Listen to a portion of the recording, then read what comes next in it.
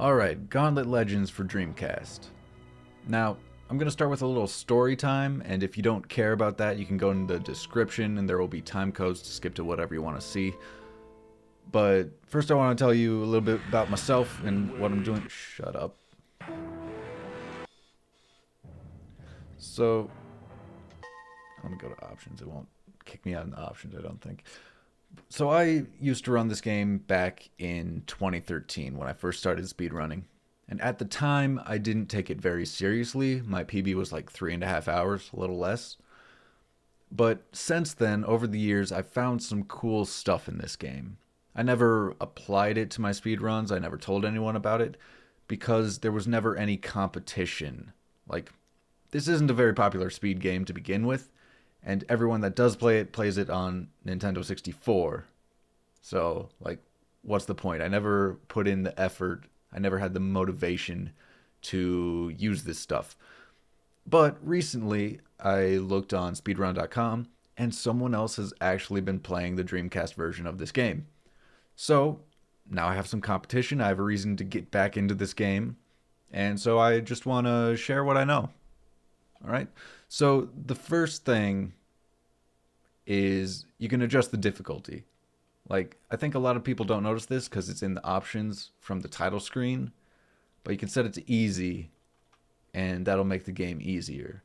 Like, this isn't a modern game where it tells you, where it asks you what you want the difficulty to be when you start. This was 1999.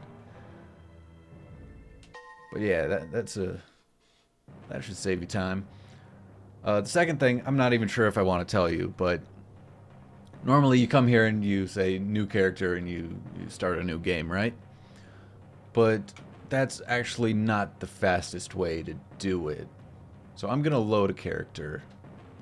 You could make a new character, it doesn't matter. I just want to show you that you can do it with a loaded character. So the first thing you want to do before you start your speed run is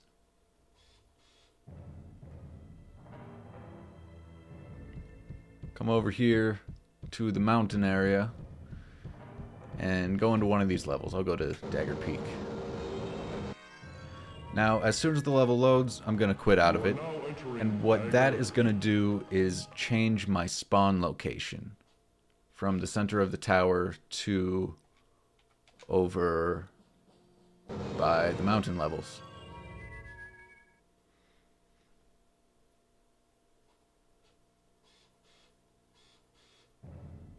Right here.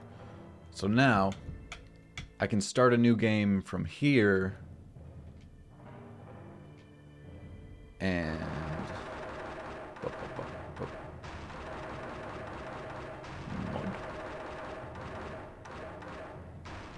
now, as long as I choose a character that is the same class as the one that I'm playing, then it will A, start me over here, closer to the levels, closer to the first level.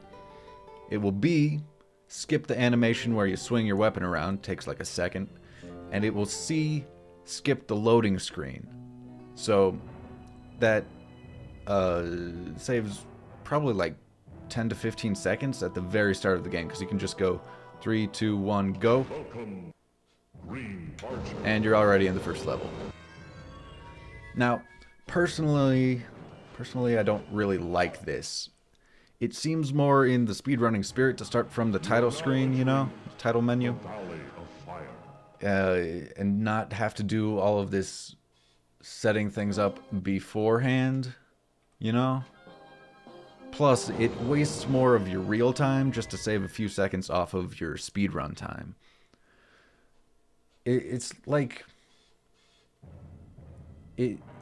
Technically, you're starting a new game. Technically, the rules on speedrun.com say the timing starts on character creation, and technically, that is character creation. But personally, it feels more like a loophole in the rules, the wording of the rules, rather than a loophole in the game. I don't like it, but I guess I'm not here to be the ultimate judge of what's allowed. I'm here to tell you about some time skips and glitches, and this definitely saves time. So, getting that out of the way, now I'll show you an actual glitch in the game. Welcome back. So, gonna come over here to Dagger Peak again, because it's a good place to show it off. So there's a glitch which lets you clip into objects a little bit. And sometimes you can use it to get out of bounds. Not often, though. Save keys to open doors and chests. So there's a weird thing about the collision in this game. It's kind of really weird. But let me just get over to the area where I can use it. Right over here, really quick.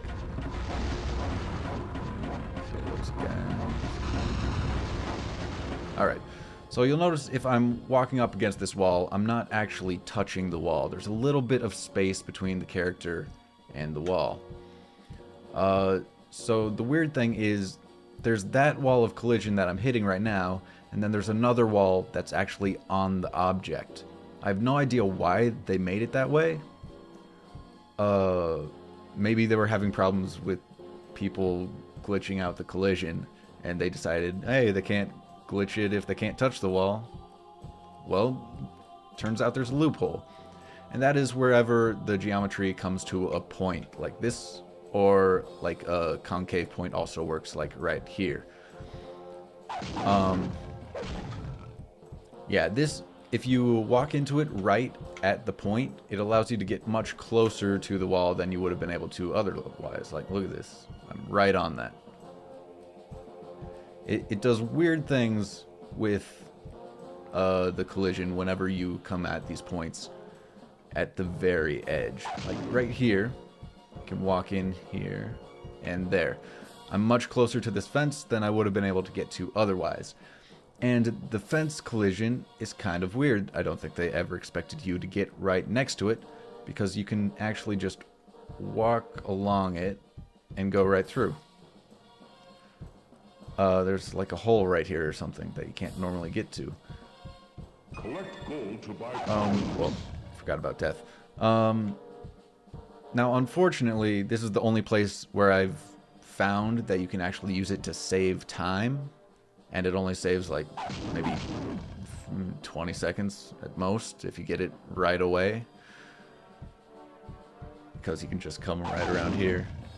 Avoid dangerous Only skips a small portion of the level. But the good news is I haven't tested this thoroughly. I've only probably tested it up to Castle Courtyards, and even then I still want to go back and test it in some of these earlier levels some more.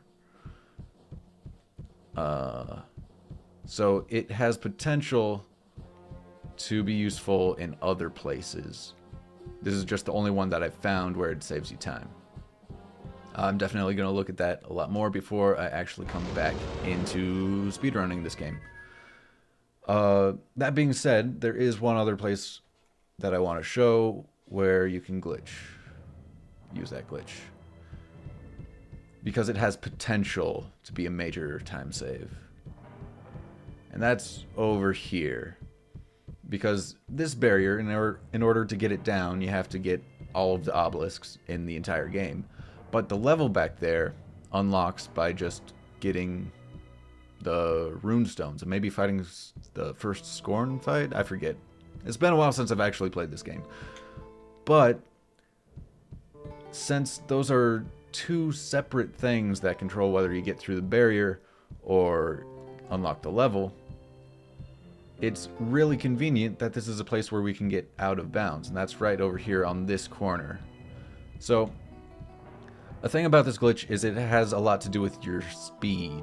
I've noticed that some of the places it's harder to do if you're using a slower character like the warrior, or in some places it's easier to do if you are moving slower, and if you're a fast character like the archer, you can control your speed better by holding the block button and moving in a direction that isn't directly in front of your character, because then you'll do like a charge and gives you extra speed. And sometimes that charge of extra speed helps. It really depends on the spot. But right here, I'm going to hold block, and walk into this corner in like an up leftward direction. Eventually I'm going to clip through, and when that happens, I'm going to change my direction to upright, because otherwise I'm just going to walk right out the other side of the wall when I clip. And I can actually get out of bounds here. Just give me a second.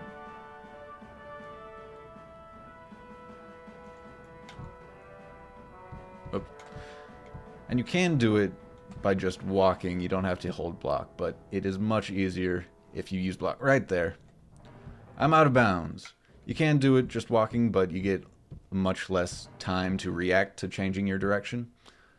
So, unfortunately, I've walked all along this area out of bounds and haven't found a way to get through. But potentially, if you could get through, it would save a ton of time. Just a ton. I don't even know how much. I have gotten pretty close, though.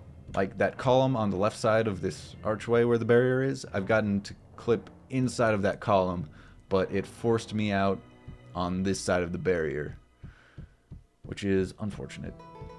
So you can actually walk around a bunch out here.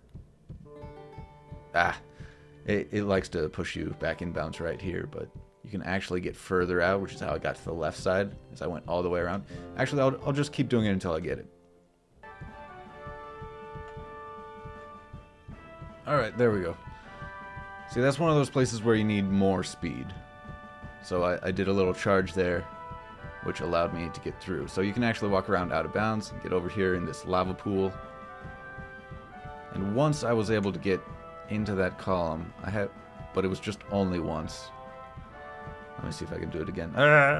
No, it's going to push me right back in bounds here. Oh well. That's that. But while I'm over here, I'll tell you about another time save. There's 3 levels back there.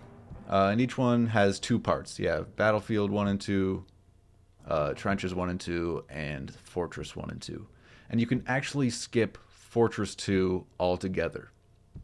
Now, the reason for that is you get the final runestone of the game in Fortress 1. So as soon as you beat Fortress 1, it saves that you got it, and it unlocks the last level of the game. So, immediately after that, it throws you into Fortress 2, but you can just exit the level and go straight to the gates of the underworld. Pretty handy. Saves maybe like 5 minutes. Pretty good.